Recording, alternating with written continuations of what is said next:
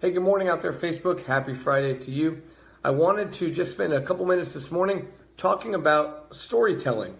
My family growing up, big time storytellers. My mom and my dad both would take the time to tell stories to my siblings and I about maybe their childhood or about when we were little, about things that we didn't remember. And we all had our favorite story. We wanted to hear, maybe the story of my dad's first day of school, or the story when my mom got in trouble, something like that. We all do that. And they've passed that same thing down to me. Oftentimes I'll tell my kids stories about my childhood or things that I have done, and they have their favorite story. They want to hear the story again about when I ran away from kindergarten, or the story about when I got in trouble at preschool, or maybe the story about when they were born. They want to hear those stories, and they especially like the stories that tell a lesson at the end or have some kind of a happy ending. And there's power in stories. When you hear a story about maybe someone that you love going through the same thing that you're going through, it's kind of an encouragement to you. When you hear the story of someone who's struggling about a particular issue and how they overcame it, you want to hear that story because maybe it can help you overcome your particular struggle. There's power in storytelling. And you see that in the Bible.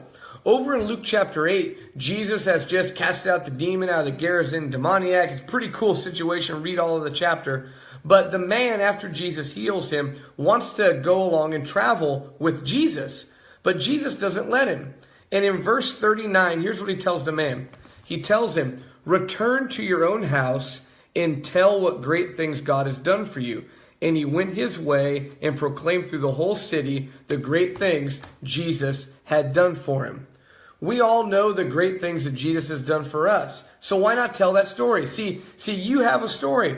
You have a story about how Jesus has changed your life. You have a story about how when you started following the teachings of the Bible, how all of a sudden things changed in your world. Why not tell that story?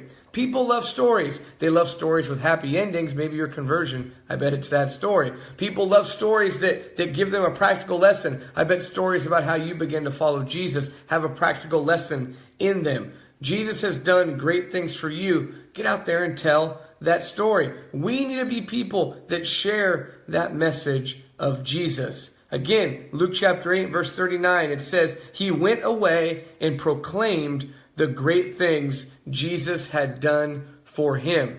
So my encouragement to all of us today is go tell people the story of what Jesus has done for you. Thanks for tuning in.